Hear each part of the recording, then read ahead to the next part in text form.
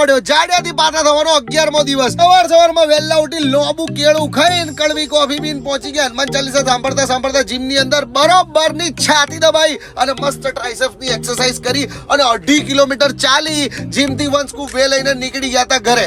ઘરે પહોંચતા જ મમ્મીએ કીધું ઓટ્સ પતી ગયા છે, ફટાફટ ભાગવું પડ્યું ભાઈબંધની દુકાન સ્પેશિયલ ગ્રોસરીઝ માં. અને આ તો જો કેવો ક્યુટ છે. પછી સીધા પહોંચી ગયા ઘરે ને ફટાફટ ઓટ શેક બનાવ્યો. ગાર ગાર ગાર ગાર ગાર. પછી એ નહીં ધોઈને મસ્ત રેડી થઈ ગયા અને જમી લીધું. આજે તો મમ્મીએ ચણાનું શાક બનાવ્યું હતું અને પછી મેં મસ્ત મખાના પેક કર્યા, વન સ્કૂપ વે પેક કર્યું. નીકળી ગયા હતા વિકાસભાઈ જોડે મીટિંગ હતી એના માટે. મસ્ત રસ્તામાં એક ટી શર્ટ ગમી તો એક ટી શર્ટ મેં લીધી ને એક ટી શર્ટ વિકાસભાઈને ગિફ્ટમાં આપી. પછી મસ્ત કોલ્ડ બ્રૂ પીધું. વિકાસભાઈ થી તો રહેવાયું નહીં, ટી શર્ટ તરત પહેરી લીધી. કેવા લાગે છે? મસ્ત મીટિંગ પતાવીને ઓરેન્જ ખાતા ખાતા પહોંચી ગયા હતા ઘરે. કેમ કે આજે ભાણા જોડે શું તો કેટલો ક્યુટ છે આ. પછી બસ મસ્ત નીકળી ગયા શૂટ બતાવીને મીતને મળવા, દાદાને મળવા, બધા જોડે બેસીને બહુ બધી વાતો કરી. વન સ્કૂપ વે લઈ લીધું અને આ ખબર નહીં મારો ભાઈબંધ કેમ અલગ લાગતો તો એકદમ આમ સ્વીટ.